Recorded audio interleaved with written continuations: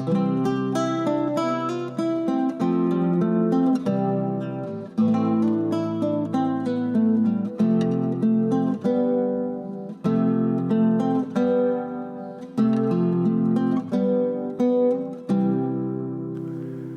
everyone, and welcome to another episode of Mainly Animals on LRTV. I'm your host, Bobby Silcott, and today we've got a really special show lined up. It's got some special guests from Harvest Hills Animal Shelter, Executive Director Joan McBurney.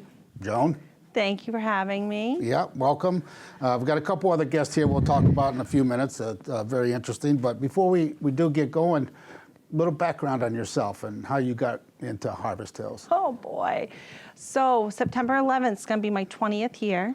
I'm super excited about that. 20. I do not know where the time went. 20 years. I helped run a family business for years. I became a volunteer at Harvest Hills as a dog walker and got to know the executive director at the time, and she said to me, you know, this gig for me was only a 2-year gig. I really think you should apply. And I was like, what?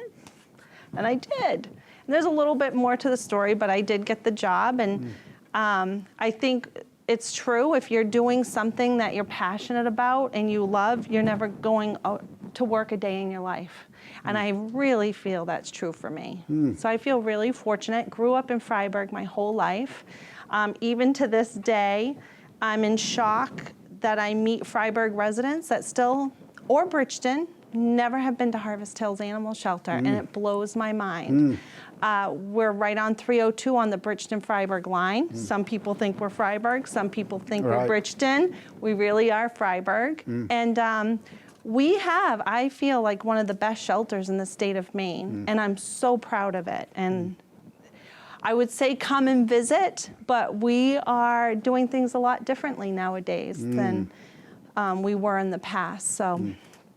Love it. Yeah, how have you adapted to all of that? How is that? It's been a lot of, not only you taking care of the animals and the staff and the public and veterinarians, all of that. How's all of that come about? Well, so we are contracted. We have 20 towns. A lot of people don't understand how shelters work. A lot of people know very well because they've had to use them. As you know, as an animal control officer, so in those 20 towns, I don't know, I think we have 8 animal control officers. Some do multiple towns, some only do one. And what that means is, say Freiburg, Stowe, Lovell, Sweden, Bridgeton, Naples. If you have a stray animal that arrives in your yard, you can call the animal control officer. They have 24-hour access to our shelter, and the animals are safe. With Facebook, it's so crazy. I know you can understand this. Back in the day, before Facebook and social media, you'd get a stray cat in, you'd never find its owner. And you know how many stray cats would come in, and you could tell that they were wonderful and owned.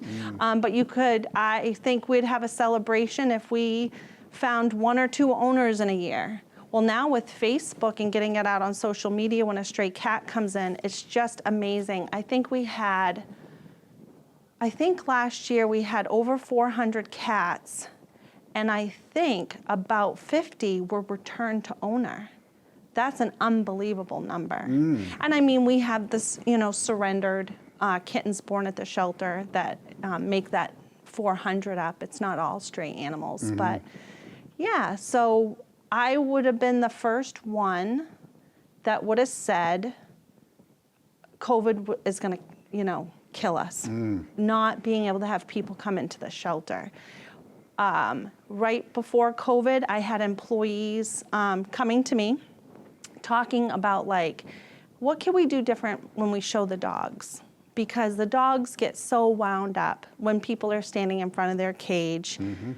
All of them are wonderful, but they just appear awful, out of their minds. They're protecting, you know, they're protecting their space.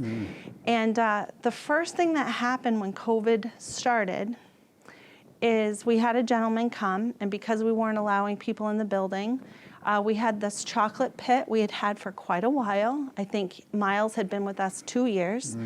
And this gentleman arrived, and we took Miles out. He came specifically for Miles. He saw him on our website. It was the first adoption during COVID. And because he met Miles outside that cage, Miles went home with him. And we were just taken back, like, wait, we've stumbled upon something. Someone's coming in, he was pre-approved, he came to meet Miles, and because he didn't have that initial impression that Miles was aggressive, and he wasn't, Miles got a home. So we started seeing that. And even with the restrictions that have lifted, and I know you can appreciate this from all the aspects that you've held over the years, ACO, worked at a shelter, been on our board of directors. When I would go to Maine Fed meetings, that's when managers and executive directors all sit around a round table and you get to talk. We had a speaker one day, and I think it was from the ASPCA, and they said if someone walks to your shelter, there's no reason for them to leave without an animal. If they come to your shelter, they want a pet, they should be leaving with a pet, and your stats for adoption should be huge. We didn't have that at all. We had the opposite. We were a Pre-COVID. Pre-COVID. Right. We were a really busy shelter. We had a lot of foot traffic. We had people, as where we are with their second and third homes in our area, come visit. The kids could play with the cats, walk the dogs. Awesome, positive. No one was going home. So we were kind of essentially a free zoo, which is great for the animals and socially for them, but it wasn't getting them homes. And now what we're seeing is we're having people do applications ahead of time. They're pre-approved. They make an appointment. They have us for an hour. They can see dogs, cats, talk to us. We kind of figure out, you came for Frank, but maybe you should be looking at Rocco. Because then we get to know them more and what they're looking for. So it's exciting. If we have 4 appointments a day, we have 4 adoptions a day.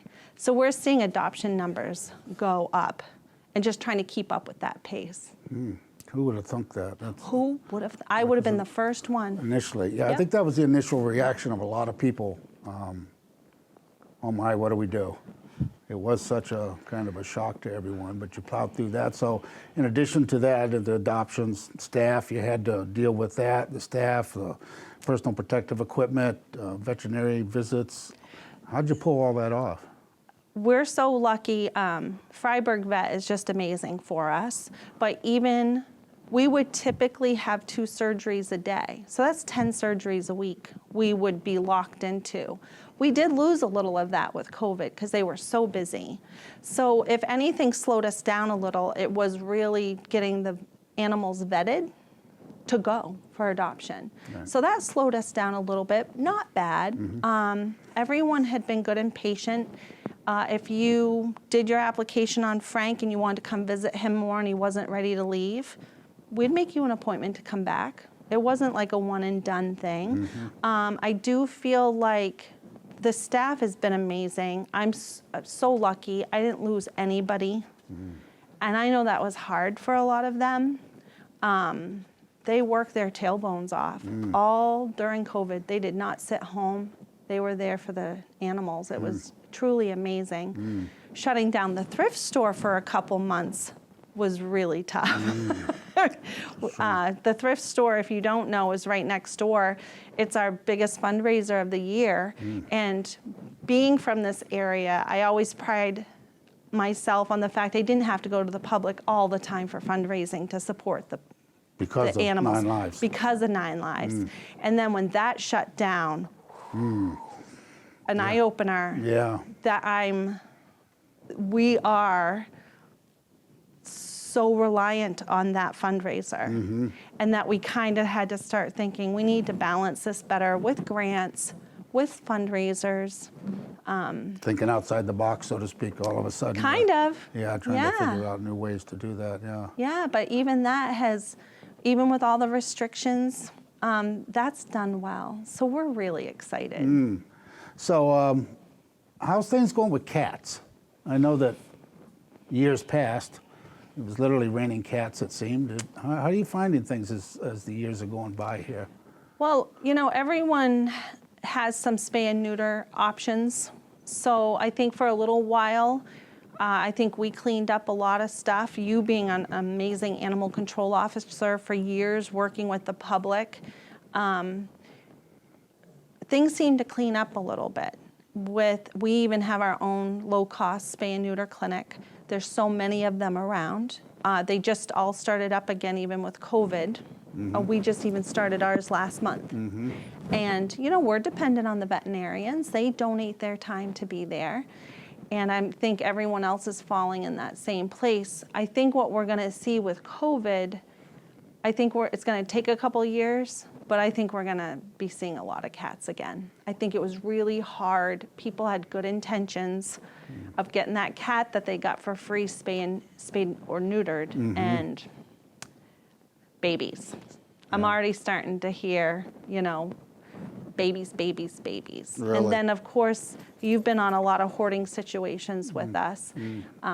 We had, right at the beginning of COVID in Baldwin, a real bad hoarding situation that kept us busy. Another blessing of COVID, and I mean that, is that animal control really couldn't help us out too much, and so the staff did it. We never would have been able to do that, and because ultimately that would have fallen on Harvest Hills Animal Shelter. So when the initial call came in, the man wanted help. He had 20 to 30 cats he was feeding, and it was just too much for him, and his health was bad. But he took ownership. These were his. And really, that's a gray area with animal control. You know, their primary job is for the stray animals or abandoned, and these were owned. So you know what I'm saying? Like, right. you might be able to help me out a little bit if I'm being too vague with that description. So he worked with us. 90 plus cats later. Wow, which she thought was 20 to 30, Which, as you know, happens. Yeah. Because it only took maybe 10 females to be pregnant, and in that process, it wasn't like you went there and you were able to catch all these guys. They were smart. You know, the first trip, I think they got 15. The second trip, they're like, oh, we're recognizing this van a little bit, and these young ladies stepping out of the van. You know, they got smart. But if it was a normal time, we wouldn't have been able to do that. And found them wonderful homes. They were beautiful cats. I think everyone for a really long time kept seeing long-haired orange and white cats being adopted. That was from the whole group. So in the end, that worked out all right. There was agreement on both sides of taking care of it. So that's not happening now at the same place. Was he able to keep some cats? Yep. As you know, hoarders have the biggest hearts. They start with the best intentions. You've seen it firsthand. And it gets out of control, and they don't know what to do. And then there's shame. But we, you know, the first time we pulled out a bunch of cats out of the house, you could see the anxiety level go up. And I don't know how the animal control officers do it on a daily basis. I have a lot of respect that then dealing with the psychological emotions of people, being like, okay, who do you want to keep? Because we're going to get them fixed for you, and we'll bring them back. The next trip, we'll bring them back. And it was a tactic that worked, and it helped him emotionally, because he's a sick man, physically and mentally, and he did take care of who he had. I think he took care of those cats better than he took care of himself, to be honest. And how about just average every day? You know, when I used to cover the area out here, fall was a big time for cats because the people with their camps and whatnot would leave. Is that improving at all, or you're still going through that cycle? You know, for so long, I just didn't want to believe that people in their second homes would come up for the summer and adopt a cat for the summer and then leave the cat behind. I just didn't want to believe we live in a society of that magnitude, right? But I don't know if that's necessarily gotten better. I can tell you that still in the fall, the person who fed the cat all summer long wasn't necessarily their cat. But as you know, the state of Maine, you feed a cat for 10 days, it's yours. And no one likes that rule. No. They hate it when you tell them that because they were just doing something out of the goodness of their heart. And then they leave, or they're getting ready to leave, and they want you to come pick up the cat. As an animal control officer, I think the phone calls must go up like nuts because they don't want the cat left in the cold. But it works hand in hand, and the fall is when everyone's looking to adopt for a companion cat plus a mouser. So it kind of works, you know. How about the stray population? Are you seeing as much of that overall? It seemed like for years there, when I first started getting into the business around 2006, 2007, there really weren't a lot of options for cats. Now it seems like that's changed. Have you seen improvements in the overall? Yeah. You are? Yeah, and I think because Harvest Hills works closely with the community cat advocates, and that group of ladies, I have so much respect for them. They saw a need for feral cats, because some are wild, some are feral. And a shelter's not a place for a feral cat. You know, you've had them fly in the air at you. They can fly. And they just thought, geez, let's cultivate this. Again, the numbers can just get out of control fast. And they're working with people, and when they're out trapping, they sometimes come across nice kitties. And their mission is about trap, neuter, release. It could mean release someplace else in a barn for mouse control. All the farms that we still do have going on. There's some people that, look at all the people that have chickens and goats now. They want an outdoor cat for a good mouser. So they have a niche there with those ferals. And so if you, as an animal control officer, bring me a feral, and we know it's a feral, we'll get it out of the shelter as fast as we can, get it spayed, neutered, give it to the girls. They'll place it in a barn. And if they go into a big colony of cats and they find that some are domesticated and actually nice, they'll give them to us. So it's a win-win. Yeah, there's options though. Yeah, and I think it's important. We want to encourage the viewers to reach out. Don't feel like you're alone on something like that. You know, call your local shelter. Yeah, and we try anyone, we answer our phones, even on our days, you know, we have one day off Thursday. Yeah. We still tend to answer our phones on that day. We will work with you. If you have this cat that had babies, we'll set you up that when the time comes, if you keep the babies healthy, if you can bring us the mom and the babies. We'll spay your mom, give you back your mom. We'll take the babies, get them spayed and neutered, and find them nice homes. So there's call your shelter, call your local animal control officer. Mistakes do happen, you know, unintentional mistakes. So many people just think, well, she's only 5 months old. She can't get pregnant. And they get to that vet appointment, and guess what? She's pregnant. Yeah, I know that it's changed so much. Again, I can remember when I first got into this, and there was very little help. There was something called the Clio Fund, which was spotty here and there, funded, underfunded. It was in kind of a seesaw. Yeah. And now, not only are there low income, but low cost options. I mean, I think the state overall has done a really good job in presenting options to folks to help them out to get their cat or dog spayed or neutered. Yeah, I agree. I think with COVID, it was hard to find a vet. Right. Plain and simple. So I think what we'll see is the aftermath. We won't see it immediately. I think we'll see it in about a year. Yeah, yeah. So fun subject, fundraising. A lot going on. You guys, you got a golf tournament coming up? Or we do. And so last year, we had our golf tournament because it was outdoors. We were restricted with numbers. It was golf and tennis. It was a blast. People were looking for something. Sure. So last year was just awesome. This year I think, is pretty exciting. September 11th means something for everyone, right? But for me, it's the day I started at Harvest Hills in 2001. So it has a special meaning to me. I didn't even know what had happened September 11th because it was my first day at the shelter. We didn't have radios or televisions on, so I didn't know until I got home from work that night. It was the same day. Same day. Oh my goodness. Right? Yeah. So crazy.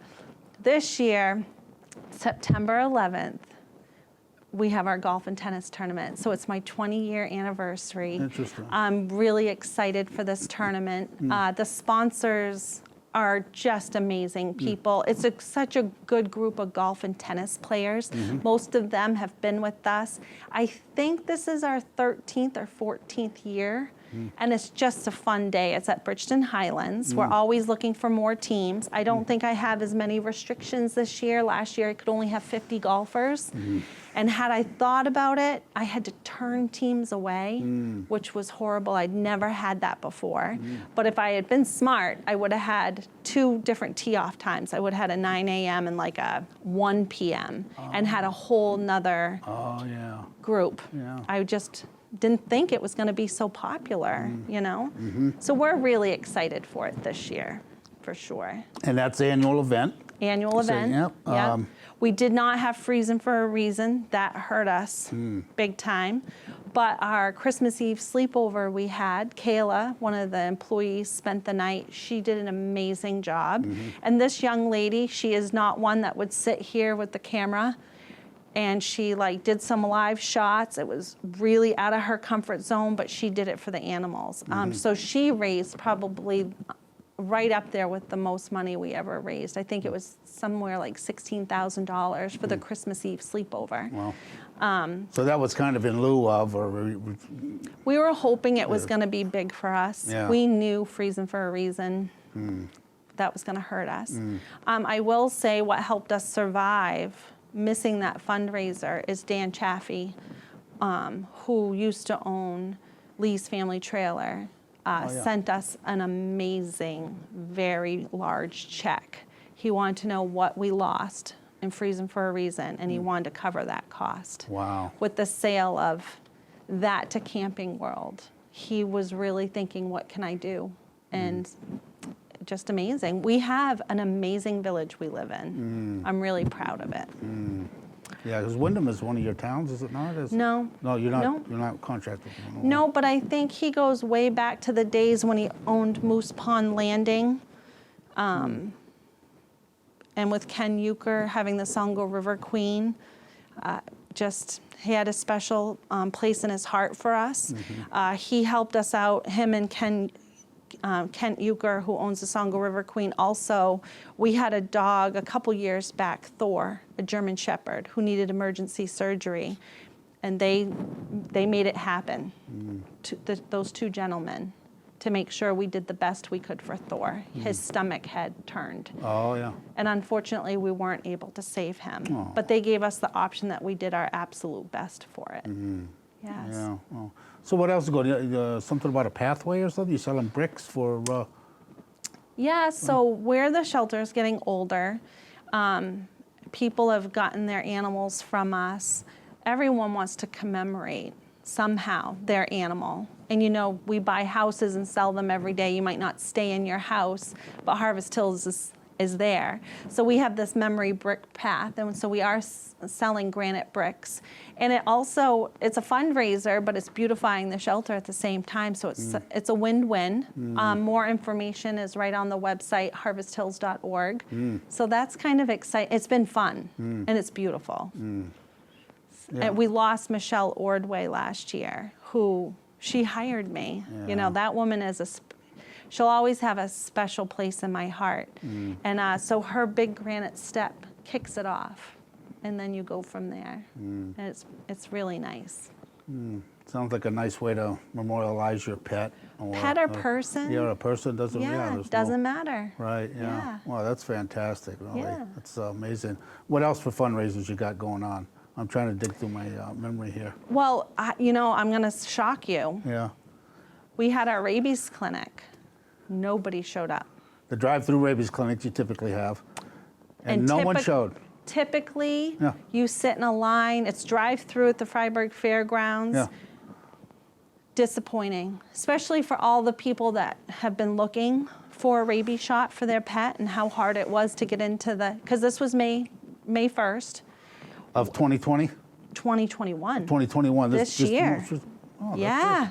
Shocking, right? That is stunning. I had extra people. We knew how we were going to organize it to make it smoother. I think we did maybe 120 shots, which normally it would be 400, and not during a pandemic. So right. it was great for the people that were able to utilize that for $10 and get a rabies shot for their cat or dog. They literally drove in and drove out. There was Right. no wait time at all. So they thought it was fabulous, right? But yeah, Do you do that more than once a year? nope, just once a year. Just the once. Yeah. Yeah. So everybody's probably wondering what's going on with this little chihui you got on your lap here. Tell us about This is Poppy. Poppy. And Poppy and Frank, the pug. Frank is 13 years old. They were in the same house together. Their owner was really sick, I think going into maybe a nursing home or even the hospital under hospice care. And so you and I talked about this beforehand. What's hard, when we took these guys in as surrenders, we weren't even dealing with the owner. We were dealing with the daughter who didn't know much about them. Luckily with Frank, he had gone to a local veterinarian so we could get a lot of information about him and the accurate age and everything. Poppy, she is sitting on me with a towel because Poppy came in with this deformity. I don't know if you can see that really good. And so she doesn't have control of her bowels. You know, normally she's wearing a diaper that she does really well. And Poppy's only 4 years old. And so we were in shock, of course, to see Poppy. Frank was in pretty good condition, except just being a pug and his breathing and not knowing like if it was a health problem, congestive heart failure, or I'm just a pug and I snort a lot. Right. You know? Right. So besides Frank being deaf and 13 years old, he's in pretty good shape. He's fighting pneumonia at the moment, but doing really good on antibiotics. Poppy, we were told by the daughter that she had some sort of accident a year ago, and that's when she looks changed. But every vet we've had look at her feels she was born this way. And if we were able to let her go, I will be the one to tell you, this dog is faster than Frank. She can scoot along. She doesn't know she's broken. Meredith, the vet tech, takes her home. Her kids love Poppy. She loves to be outdoors. We just got her wheelchair last week, so we're really excited. She's not sure. She can move just as fast on her own as the wheelchair. The problem is she gives herself sores from dragging, and that's why it's important to get her in a wheelchair and get her lifted up. But yeah, but this is, you know, you can get down a little on what we're seeing as neglect, or we're seeing a lot of dogs with just no fur because the fleas have gotten them so bad. We're seeing a lot of neglect, but at least they're coming to us, and that's my saving grace. We are seeing them. We're doing something. The shelter's just not a shelter anymore. Our vet bills have just gone through the roof because nothing has been an easy case for us. We're not getting as much behavioral, well, I can't say that because we are starting to get behavioral issues, and you and I will talk about it, but everyone has a problem. This dog with a seizure, this dog with hyperthyroid, you know what I mean? It's not just take a dog in, get it fixed, and have it go on along its merry way. The dentals on the cats and the dogs are crazy. So vet care is totally different now at the shelter than what it was 20 years ago, when you were literally just spaying and neutering, finding a new home. There's extensive vet care that goes into these guys now. And that's cash money. That's not an in-kind donation that you could do. You need money to pay that. Yeah. And I know the vet does, I mean, you know, you can speak for Freiburg Vet. They do wonderful work, and, you know, they're an amazing team in there. But it still takes money to make all that happen. No matter how big your heart is, it takes money. Yeah. I mean, you're still talking about $500 dentals. There's people that can't afford to go and see their dentist, let alone their animals. So it's tough. The other thing that we're starting to see, not only the health, is we are starting to see major behavioral issues. And I call it the puppy pandemic, that people got puppies. It's not the people who adopted, and I don't want to eat my words later on that, but I feel like the people who went out and went to an animal shelter, they were so conscious of what they were adopting, if life got back to normal, that they were going to be bringing this animal into a world of their house like it was normal and not COVID. And I think they were so acutely aware. And I'm excited. Tuesday, I'm speaking to some of the other animal shelters, some of the big ones, to see if they're starting to see the same trends that we are. I don't think I'm alone, but I'm excited to hear what they're seeing. And excited meaning knowledge is power. You know, see what's coming down the pike. But what we're seeing is puppies that were bought, and you're talking designer puppies. These people spent money. And these are 2-year-old schnoodle. I have a 2-year-old schnoodle, one of those designer breeds, scared of doors opening. Doors. He's just scared to death. I had another Yorkie mix, same thing. They're gonna take some time. They're 2 years old, and they just, when you had a puppy during COVID, who were you supposed to socialize your dog with, right? You're supposed to stay away from people. So there were people who got puppies that worked so hard on socializing them, but then you have the other people, this was kind of their life inside their 4 walls to make their life better, but they've done a little bit of an injustice to the dog. It's not the dog's fault. Not thinking about it, probably. They just weren't, you know, all of that into, right, because it was such a change to everyone. Right. And everyone for their mental health wanted companionship, but they might have gone out and bought whatever they could buy for that companionship and not thinking of the breed. We saw that even in June of 2020, we started seeing the 6-month-old puppies that were a mix of puppy that you had to know what you were getting yourself into, and some people didn't. So you take a Great Dane and a German Shepherd and put that breed together, you have a very strong, working dog. And, you know, people got them because that's what they found, but it wasn't appropriate for the family. You know, when you get the mix, you don't know what part of those mixes you're getting, but if you think about the real headstrong German Shepherd, and that's why they're such fabulous police dogs, and they want to work, and they want to be doing something and their mind going, and then you put that with a Great Dane. It's like octane. You know, we just had, and it was really hard to place him, an 8-week-old Border Collie German short-haired pointer. Right? Right. Like, I'm the first one that will tell you mutts are awesome because you just get this combination, but still you got to know what those 2 mutts can potentially have. I mean, a Border Collie, they're the smartest dog, right, in the world. Haven't they been pretty much? Or Australian cattle dogs, all that. Australian Shepherds, they're wicked smart. And then you take a high-strung hunting dog like a German short-haired pointer, and you just got to know what's in that basket. Right? And deal with it. It's just not going to be a cute puppy for long. It needs to be doing something. I think that's the trend that we're starting to see is people aren't, it's not the dog's fault of what they are for a breed. We started seeing Jack Russells on Prozac. Wow. Don't own a Jack Russell if you have to put on Prozac. Do you know, Chihuahuas on Prozac.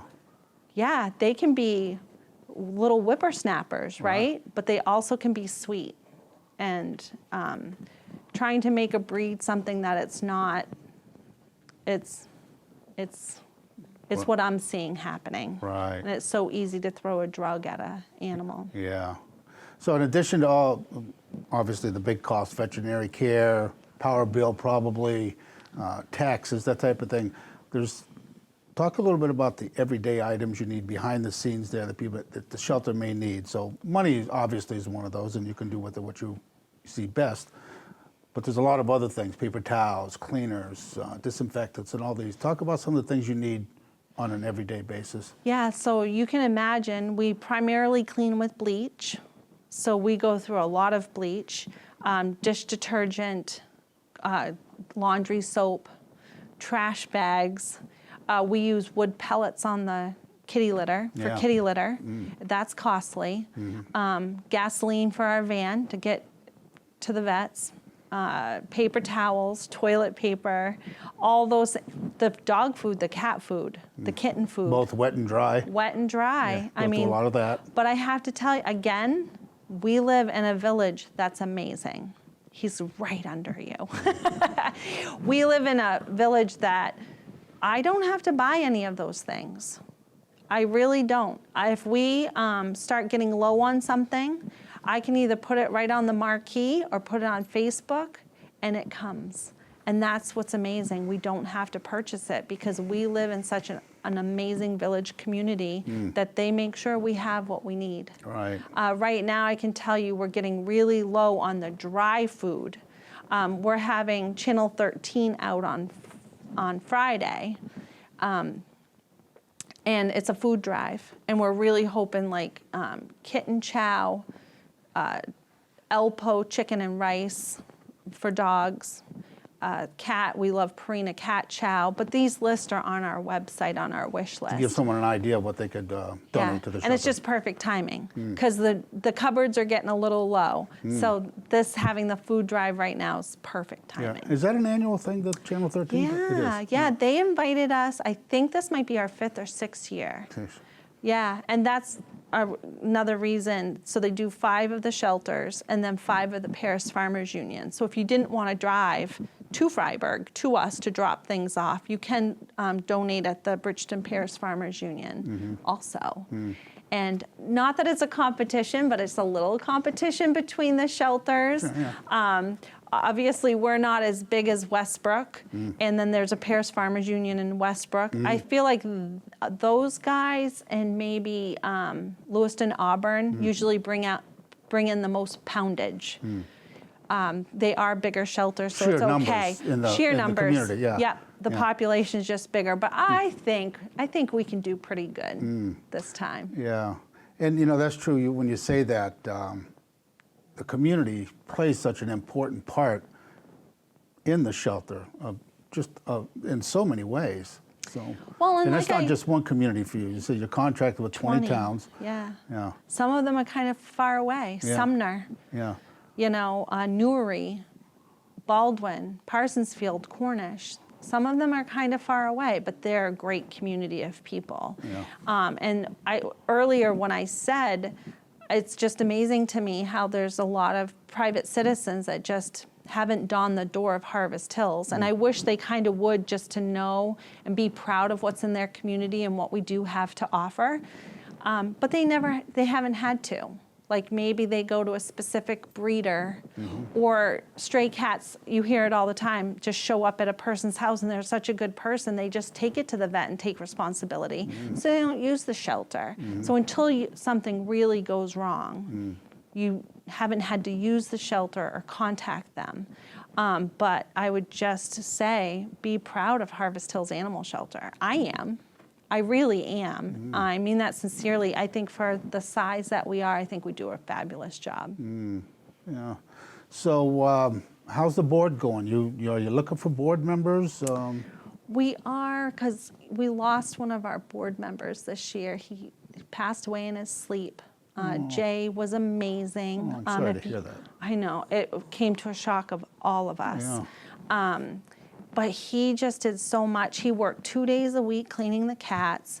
And he was a board member. He was a board member. Yeah, he was a working board member. He was amazing. He built our catio We have a new outdoor catio. I don't even think you've seen No. it. It's so awesome because it makes the cats feel like they're really out in the air. Looking at the birds, sometimes there's a dog on the other side that they hang out with. We have these cubby holes. He made those. For the cats? For so the they cats can in get every their peace and condo? quiet. If they didn't want to escape, they can. Yeah. Wow. Yeah. Yeah. Yeah. So, So we're still mourning the loss of Jay. I'm so really sorry to hear that. That's terrible. So, as a board member, someone sitting at home watching this, and maybe they got a little extra time and they'd like to do something. There's no special background required or anything to be a board member. Or? Not really. So I would say if you're just thinking about volunteering would be great. We just started recalling volunteers back because we hadn't had them back. Get to know us a little bit and become a volunteer first, and make sure it's something that you want to help promote and like. I think is important. Sometimes when I'm cultivating board of directors, it's in some sort of professional capacity, like a lawyer, an accountant, a contractor, a board selectman in another town, like having a diverse board and bringing that knowledge to a round table once a month. Like those people make me look good. Do you know what I'm saying? Like that support system. I don't always have the answers, but I can call a board of director, like an ACO, because you've served on the board and your part of that was an ACO. Jackie Fry has been on our board as the ACO. She's not she lives in Bridgeton, but she's the ACO for Wyndham. But she brings that information. If something were to come up, she brings that knowledge to give out to the rest of the board. Does that make sense? So, and that's, if I think we're gonna build something, having a contractor on our board is really good because there's someone who knows what the what is. They could be the general contractor pretty much if you did start a job. Help me out. Yeah, Sure. they're a support system for me. So, yeah, that's really where the board comes in. So I have 12 bosses essentially So you that I answer to. currently 12 board members? Yep. Yeah. Well, Yeah. that's not too bad. No. No, it's No. pretty decent number. And Just that's a looking nice for num- others. You're looking for more. Yep, we're going to be looking for some more. We also, like I said, the volunteers that have signed up even already in this short amount of time, it's amazing. And they're all amazing people. I'm really excited, Yeah. Yep. Yeah, I can recall in the past years, it seems like 100 years ago in some ways, but it was just a few years ago. And you'd have the volunteer appreciation barbecue at the shelter, and all the people show up, and it was really nice because that's where you got And you to really, yeah, until you see how big. Because if you came in on a Monday, you don't see who's here on a Friday. Until you see what the people who do the flower gardens. Even the people at the thrift store, the volunteers at the thrift store, we're always looking for help over there. It only just enhances the experience and makes the thrift store even more successful. There's people who adopt a room. It's funny, we have a book lady, we have a clothes lady, we have a kids clothes lady, we have a craft lady. You kind of get your name that way. But you get to choose what you really like to do. And if you're passionate and you like it, you just keep coming back. It's not even looked at as a job. All right. I know all that's on the website probably, all Yep. that information, but just for the sake of our viewers, we're talking a lot about that's a big fundraiser for you, but people can donate. Oh, yeah, that's so- where all the, so there's a misconception. For for so long, everyone thought that whole house was full of like dog collars and leashes. And it, as you know, there's furniture, there's clothes. Yes, there are dog collars and leashes, but Yeah. there's toys for kids, there's knickknacks, there's antiques, there's tools, there's books. That place is amazing. Right. And one thing that we're not short of are the donations. We're open every Wednesday to take in donations, but during COVID, so many people were redecorating their house. And I mean, the stuff was awesome that they were donating to us. And the fact that we can take it in, resell it, and everything we make goes to the animals is a super cool process. And Yeah. it's the ultimate of recycling. Yeah. We're not filling landfills with the junk Right. that we don't want anymore. Right. You know? And it's an adventure every time you walk into Nine Lives because it's different. Every day. It's never the same. They are restocking shelves every single day. Right. And we had a guy, I'm not making this story up. He came, I think, like on a Tuesday, shopped for a couple hours because it can take you that long to see Right. everything. It can be actually a little overwhelming. Right. I don't know, I guess he was driving by the next day on a Wednesday, and it was like 2:45 right before we closed. He's like, I'm sure there's nothing new. I'm just popping back in. I was going by. Oh, that was a bit, I can't believe how much more new stuff is out here from yesterday. How did you guys do that? So, yeah, it's really cool. Right. As it comes in the overhead door and then gets sorted, it's a lot of work to getting something on the floor there. Those girls work their tailbones off. Yeah. Absolutely. The process of bringing it through, sorting it, pricing it, cleaning it, and getting on the floor. Right. It's amazing. Yeah. Yeah, they do good job there. Yeah, it is amazing. So generally, I always ask the guest, what is the most challenging part of working at Harvest Hills? What would that be for you? Right now, Right now, what you want to talk about? I think what's challenging right now is I'm seeing a lot of people with mental health issues, and there's not too much I can do about it. And then my staff is dealing with it. Are you talking about adoptions or what? Just in general, like they're trying to adopt and the reasons why they're adopting, and they're so desperate and they're sad. And I think that's really challenging. We're talking about how we're running applications, and we can have in a morning 10 to 15 brand new applications that come in a night from the website. And then you got to go run those, right? Because we do vet checks and we call references. If you have a landlord, we call the landlord, all the normal stuff. And I'll say one day I did it myself and I wanted to see how long it took. So I had 10 applications. It took me 2 hours to run them. I had 2 approved. That doesn't mean within those 2 hours more didn't get approved later, because people are working, they don't carry their phones with them all the time, so references take some time to call back. But I was just amazed, like out of all of that, just 2 got approved. And we're not asking for everyone to live in mansions and have fenced-in yards. We're not. We're looking for that you have a rabies vaccination, that you spay and neuter your animal. That's it. There doesn't need to be heroics. Do we love it when we hear a vet hospital go, I don't even have to look them up. They're amazing. It means you probably bought half a wing at that vet hospital. Yeah. You know what I mean? And we get excited about that. Yeah. But I think that's challenging. I had a phone call before I left to meet you today. This woman is just so desperate for a cat. She lost hers. She's going through some emotions. It's probably not even the best time for her to even just jump right to another one. Do you know what I mean? But you hear that and it's real. And in her, she feels like the walls are crashing down. And well, at least you answer your phone. No one else is answering their phone. I just need a cat. Why is it so hard to get a cat? It really isn't. It's not. But it's not happening instantaneously like some people would like maybe. Yeah, if you send us your application on 2:00 on a Saturday, you can hardly ever get a hold of a vet hospital. Now it's Sunday. It's really hard to get her application probably will get approved Monday. She sounded like a fabulous lady, but mentally you hear that breaking down. So I think that's challenging.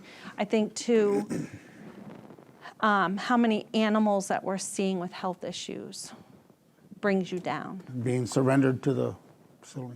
Yeah, brings you down. Do you think that's the reason they're being surrendered is because of health conditions? Yeah, they don't have the money. They can't afford. They never had a regular vet to begin with. So if you don't have a regular vet and now you have an emergency, your only option is going to the emergency vets in either Lewiston or Portland. That's a chunk of change. And that's reality. And I've always said it, and no one really has ever liked this. I only own 2 dogs because that's what I can afford. Right. It's a luxury. If I could, I'd have more, of course, but it wouldn't be financially responsible. And so it's really a privilege to have these animals. It's a luxury to have them. And then some people don't look at it that way. They just think it's a right. But geez, you walk into the vet hospital, I don't care where you go or even coordinate it with a clinic, it's expensive, you know? Absolutely, yeah. So what's the most rewarding part of your job? I think when you see them like Frank, like Poppy, right now, I will say, people are just amazing. I have a bunch of cats that have heart issues, and people still want them, and that they go home, and even Frank's 13, I don't know what his life expectancy is gonna be. He's, you know, he's suffering from aspiration pneumonia right now. He's on antibiotics, he's reacting well, but you don't know why he got that. He didn't have it initially when he first came in. But just knowing that the people come, they give them the best life that they can, and sometimes it's a short life, something happens unexpected that no one could ever see coming, or they had them for 10 years. I think that's the most rewarding, and getting that feedback, or even when someone adopts and a week later they're like, let me just tell you, my heart is just so full of this animal and what it's done, and I appreciate everything that you do. That's the most rewarding, seeing these guys healthy and happy and going to great homes. Yeah. They're an extension of your family, really, you know? Yeah. Well, so contact information if someone wants to donate, volunteer, maybe check out maybe being a board member, working at the thrift store. Yeah, harvesthills.org is our website. Like us on Facebook. We try to do lots of posts, do more than what we used to do, because we see like that's the future, you know, social media. But yeah, the website's the best place to go to for all the information, whatever events coming up, what we're looking for our wish list, or what the list of donations are for the thrift store. Yeah. Yeah. Well, Joan, it's nice to see you. I haven't seen you for a while. I know. This Rona thing, we finally got by that, or it appears as though we have anyway. Really nice to see you. Do me a favor, tell everyone back there hi. I definitely will. Yeah. So folks, we really appreciate you joining us today as well. If you're interested in adopting this bonded pair, Frankie and Poppy, get in touch with Harvest Hills Animal Shelter, fill out an application, and they'll help you walk through the process, and maybe you can take them home. I want to thank everyone at home for joining us, and please come back next time on Mainly Animals on LRTV.